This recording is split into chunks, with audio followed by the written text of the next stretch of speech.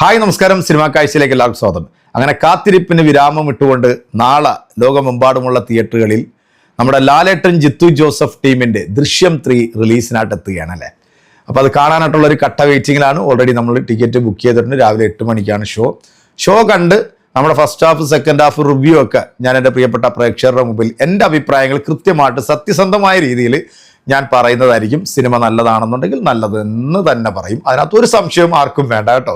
കാരണം ഞാനൊരു മമ്മൂട്ടി കടുത്ത ആരാധകനാണ്, ഭക്തനായതുകൊണ്ട് ഞാൻ ലാലേട്ടൻ്റെ എല്ലാ സിനിമകൾക്കും നെഗറ്റീവ് പറയുന്നൊക്കെ വന്ന് കിടന്ന് കരഞ്ഞു മെഴുകുന്നവർ എൻ്റെ റിവ്യൂസ് എല്ലാം ഒന്ന് പോയി നോക്കണം. നിങ്ങളിപ്പോൾ തുടരും സിനിമ ആണെങ്കിലും അതുപോലുള്ള നല്ല സിനിമകളൊക്കെ വന്ന സമയത്തൊക്കെ ഞാൻ എന്ത് റിവ്യൂ ആണ് പറഞ്ഞതെന്നുള്ളത് നിങ്ങളൊന്ന് പോയി നോക്കുന്നത് നല്ലതായിരിക്കും. പിന്നെ തള്ളിമറിച്ച് വരികയാണെന്നുണ്ടെങ്കിൽ ഉറപ്പായിട്ടും ആ തള്ളിമറിക്കുന്നതിനെ കൃത്യമായിട്ട് അഡ്രസ്സ് ചെയ്തുകൊണ്ട് നമ്മൾ അതിനെക്കുറിച്ചിട്ട് വീഡിയോ ചെയ്യും. അപ്പോൾ കഴിഞ്ഞ ദിവസം ഇതിൻ്റെ ഫ്രീ ബുക്കിംഗ് സ്റ്റാർട്ട് ചെയ്ത സമയത്ത് നമ്മുടെ ആൻ്റണി ചേട്ടൻ പിന്നെ തള്ളുവണ്ടിയാണെന്നുള്ളത് കേരളത്തിലെ ജനങ്ങളെല്ലാവരും സംസാരിക്കുന്ന കേട്ടോ. ഞാൻ മാത്രമല്ല, എല്ലാവരും സംസാരിക്കുന്നതാണ് ചേട്ടൻ നല്ലൊരു ഉന്തുവണ്ടിയാണെന്നുള്ളത്.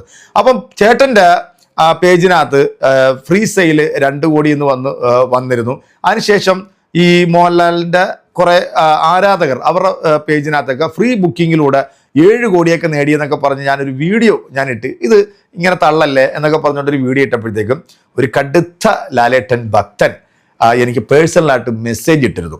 ആ മെസ്സേജ് ഞാൻ വായിച്ചപ്പോഴത്തേക്ക് ശരിക്കും പറഞ്ഞാൽ ഞാൻ ഞെട്ടിപ്പോന്നുള്ള. ഞാനൊരു സിനിമയുടെ അഭിപ്രായം പറഞ്ഞപ്പോഴത്തേക്ക് ലെവൻ എൻ്റെ മതത്തെ വെച്ച് അങ്ങോട്ട് കളിക്കാൻ തുടങ്ങി. അതായത് ഞാൻ തീവ്രവാദിയാണ്, ഞാൻ സുഡാപ്പിയാണ്, ഞാൻ മറ്റതാണ്, ഞാൻ മറിച്ചാണ്, ഞാൻ മമ്മൂട്ടിയുടെ സിനിമകൾ മാത്രമാണ് പോസിറ്റീവ് പറയുന്നത്, ബാക്കിയെല്ലാം നെഗറ്റീവാണ് പറയുന്നതൊക്കെ പറഞ്ഞ് ഒരുപാട്. കാരണം അത് നമുക്ക് എന്നെ മാത്രമല്ല എൻ്റെ ഒരു കമ്മ്യൂണിറ്റിയെക്കുറിച്ച് വരെ വളരെ മോശമായ രീതിയിലുള്ള ഒരു കമൻ്റ് ഇട്ടപ്പോഴത്തേക്ക് ഞാൻ ഇവനെ 3-4 വട്ടം വിളിക്കാൻ വേണ്ടി ശ്രമിച്ചു. പക്ഷെ അവൻ ഫോൺ എടുത്തില്ല. പക്ഷെ ഞാനൊരു വീഡിയോ പോസ്റ്റ് ചെയ്ത് ഒരു 1000 പേരിലേക്ക് എത്തുമ്പോഴത്തേക്ക് ഇവൻ പെട്ടെന്ന് എന്നെ വിളിച്ചു. ഭയങ്കര നിലവിളിയും കരച്ചിലും എന്നോട് ക്ഷമ പറയലും മാപ്പ് പറച്ചിലൊക്കെ ആയി.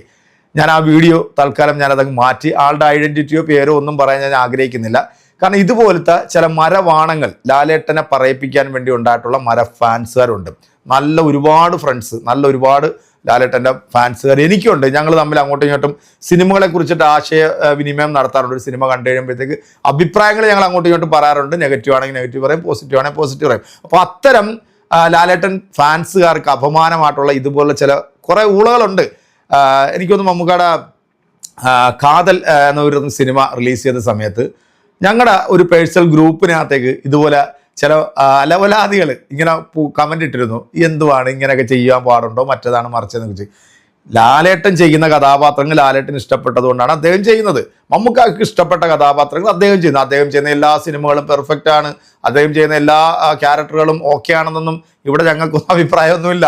ഇപ്പം അവസാനമായിട്ടെത്തിയ പാട്രിയോട്ട് എന്ന സിനിമ, ആ സിനിമ പറഞ്ഞ കണ്ടന്റ് ഇവിടുത്തെ പ്രേക്ഷകർ ഉൾക്കൊണ്ടില്ല എന്നുള്ളതാണ്. കാരണം ലാലേട്ടനും മമ്മൂക്കായും ഫഹദ് ഫാസിലും കുഞ്ചാക്കോവും നയൻതാര വലിയ താരനിര എത്തിയ 2020 എന്ന സിനിമയ്ക്ക് ശേഷം ഇത്രയും ഒരു ബ്രഹ്മാണ്ഡ ചിത്രം നമ്മുടെ മലയാളത്തിലെത്തി ആ സിനിമ വേണ്ട രീതിയിൽ പ്രേക്ഷകർ ഏറ്റെടുത്തില്ല എന്നുള്ളത് 100% സത്യമാണ്. പിന്നെ ആ സിനിമ 100 കോടി ക്ലബിൽ കയറാഞ്ഞത് ഇവിടെ ആർക്കും ഒരു നിരാശയുമില്ല. കാരണം ഇനി അങ്ങനെ ആ സിനിമ 100 കോടി ക്ലബിൽ കയറിയിരുന്നെങ്കിൽ ലേവന്മാർ എന്തൊക്കെ പറഞ്ഞു കൂട്ടിനെ. നിങ്ങൾ ഇതിൻ്റെ റിവ്യൂ ഒക്കെ കണ്ടത് കാണുമല്ലോ അല്ലേ.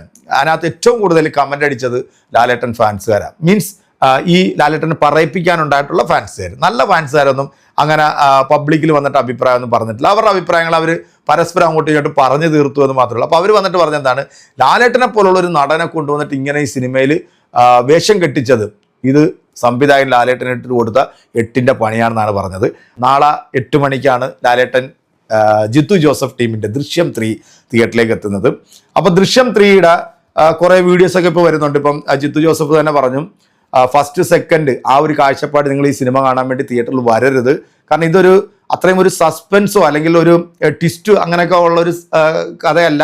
ഇത് ജോർജ് കുട്ടി അദ്ദേഹത്തിൻ്റെ കുടുംബത്തെ പ്രൊട്ടക്റ്റ് ചെയ്ത് ഏതറ്റം വരെ പോകും എന്ന് കാണിക്കുന്ന ഒരു സിനിമയാണെന്നാണ് പറഞ്ഞിരിക്കുന്നത്. അപ്പോൾ ഈ ഒരു കാഴ്ചപ്പാടിലായിരിക്കണം നമ്മൾ സിനിമ കാണാൻ വേണ്ടി തിയേറ്ററിൽ ചെല്ലുന്നത്. കാരണം നമുക്ക് അവസാനത്തെ ഒരു 20 മിനിറ്റിൽ ഭയങ്കര ട്വിസ്റ്റോ കാര്യങ്ങളൊക്കെ ഉണ്ടോ ഇല്ലയോ എന്നുള്ളതിനെ കുറിച്ചിട്ടൊന്നും അറിയത്തില്ല. പ്രേക്ഷകർ വളരെ ആകാംക്ഷയിലാണ് എന്താണ് ദൃശ്യം 3യിൽ ലാലേട്ടനും ജിത്തു ജോസഫും പ്രേക്ഷകർക്ക് വേണ്ടി കരുതി വെച്ചിരിക്കുന്നത് എന്ന് കാണാനായിട്ടുള്ള ഒരു ആകാംക്ഷയിൽ. അതിന് മണിക്കൂറുകൾ മാത്രമേ ഉള്ളൂ. എന്തായാലും സിനിമ നന്നായി വരട്ടെ, സിനിമ നന്നായിരിക്കട്ടെ, നല്ല സിനിമ ആയിരിക്കട്ടെ എന്ന് ഞാൻ വിചാരിക്കുന്നു. കാരണം മലയാള സിനിമകളൊക്കെ നന്നായിരിക്കണം. മറ്റു ഭാഷകളിൽ നമ്മുടെ മലയാള സിനിമകൾ ശ്രദ്ധിക്കപ്പെടുന്ന ഒരുപാട് സിനിമകൾ ഈ അടുത്ത കാലത്തൊക്കെ വന്നിട്ടുണ്ട്. ഈ അടുത്ത കാലത്ത് ഇറങ്ങിയിട്ടുള്ള ഒരുപാട് സിനിമകൾ വലിയ വിജയത്തിലേക്കൊക്കെ പോയിട്ടുണ്ട്. അപ്പോൾ നമുക്കും കാത്തിരിക്കാം എന്തൊക്കെയായിരിക്കും ദൃശ്യം 3-ൽ നമ്മുടെ ജോർജ് കുട്ടി ഒരുക്കി വെച്ചിരിക്കുന്നത്. ജോർജ് കുട്ടിയുടെ കുടുംബത്തെ ജോർജ് കുട്ടി ഏതറ്റം വരെ പോയി പ്രൊട്ടക്റ്റ് ചെയ്യുമെന്നൊക്കെ ഉള്ളത് നമുക്ക് നാളെ കണ്ടതിന് ശേഷം പ്രേക്ഷകരിലേക്ക് വരുന്നതായിരിക്കും. അപ്പം നിങ്ങളുടെ കമൻറ്റുകളൊക്കെ അറിയിക്കുക. അടുത്തൊരു വീഡിയോ നമ്മൾ വീണ്ടും കാണും. അതുവരേക്കും എല്ലാവർക്കും